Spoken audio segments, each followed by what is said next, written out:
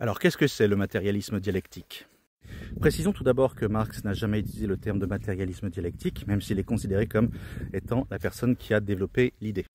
Le terme n'est utilisé pour la première fois que par Engels dans l'un de ses derniers écrits de mémoire dans Anti-Dühring, si je me souviens bien. Avant qu'on me reproche de modifier, déformer ou simplifier ce qu'est le matérialisme dialectique, bien entendu, si vous voulez avoir plus de détails que sur une vidéo TikTok, vous pouvez aller lire Das Kapital. Je vous l'encourage d'ailleurs très fortement. Pour faire un résumé très simplifié avant de rentrer dans les détails, pour Marx, toute unité de groupe humaine fonctionne selon un fonctionnement en antithèse entre deux parties de la population de cette même unité, deux parties ou plus. Marx et Engels reprennent en gros la pensée de Hegel en y ajoutant le fait que notre pensée et notre rationalité sont certes pour eux quelque chose d'immatériel, mais qui est entièrement déterminé par le monde matériel, et donc c'est notre état dans la vie matérielle qui détermine notre manière de penser. Bien entendu, ce n'est pas une approche neurologique et pas réellement scientifique en réalité, et il s'agit de la première ébauche de ce que l'on considère aujourd'hui comme le déterminisme social. Nos conditions matérielles, c'est-à-dire nos revenus, le type de travail que nous faisons, etc., c'est cela qui va déterminer notre position dans la société, mais surtout, c'est notre position dans la société qui est déterminée par notre réalité matérielle, ce que nous possédons, le type de travail que nous faisons, qui détermine notre opinion. Ainsi, le statut de bourgeois, selon Marx, est un état de fait et nous allons penser si nous sommes bourgeois d'une certaine manière et avoir une position dans une classe sociale, la bourgeoisie, non pas parce que nous avons développé une réflexion par rapport à ça, mais parce que c'est un fait de par la réalité matérielle. Hegel lui-même avait repris en critiquant le concept kantien de thèse, antithèse, synthèse pour ce qui est de l'évolution de la pensée et des groupes humains. Pour Kant, à nouveau je suis dans l'extrême simplification, l'idée était que lorsque deux idées ou deux concepts se rencontraient, des concepts opposés, il y aurait donc la thèse qui est le concept ou l'idée originelle, qui rencontre le concept opposé, l'antithèse, et que par leur interaction, il allait en sortir une synthèse des deux. Hegel, lui, reprend le concept, mais le critique en partie en disant que la rencontre de la thèse et de l'antithèse ne va pas forcément faire une synthèse qui est littéralement la synthèse des deux, mais qui est un autre système de pensée, de réflexion, d'existence, qui va être un changement causé par la rencontre entre la thèse et l'antithèse. Et cette thèse et cette antithèse, c'est pour Marx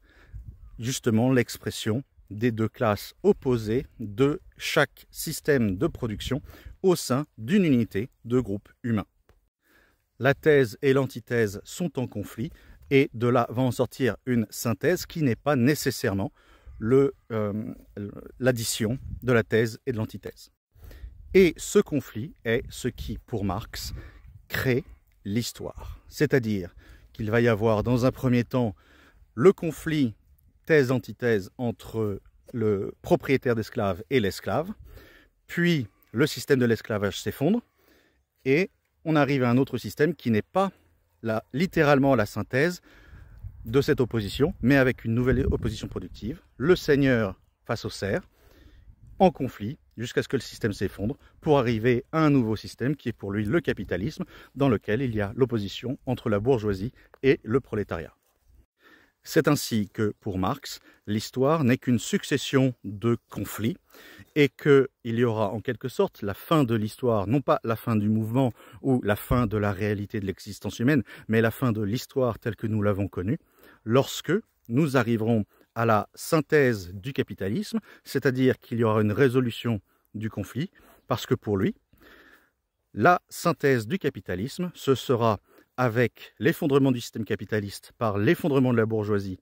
parce que les prolétaires vont prendre le pouvoir et imposer un nouveau système qui cette fois-ci sera le socialisme, pour arriver au communisme, qui sera la fin de l'histoire, parce que le communisme, ce sera le retour au véritable état de nature. Parce qu'effectivement, pour Marx, qui plagie Rousseau, l'état de nature de l'être humain, ça n'est pas le conflit. Le conflit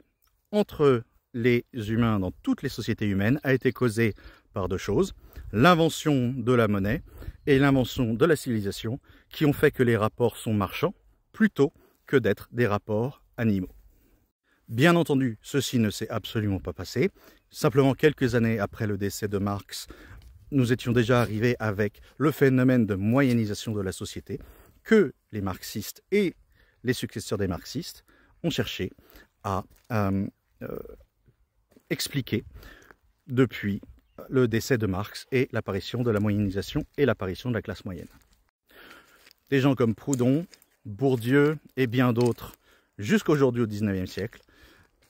comme Thomas Piketty avec son Capital du XXIe siècle par exemple, sont continuellement à expliquer pourquoi est-ce que la vision de Marx ne s'est pas encore réalisée. Et un peu comme les chrétiens qui attendent l'effondrement du monde et le retour de Jésus sur terre depuis 2000 ans, les marxistes attendent depuis 200 ans l'effondrement du capitalisme. Nedela Klawen.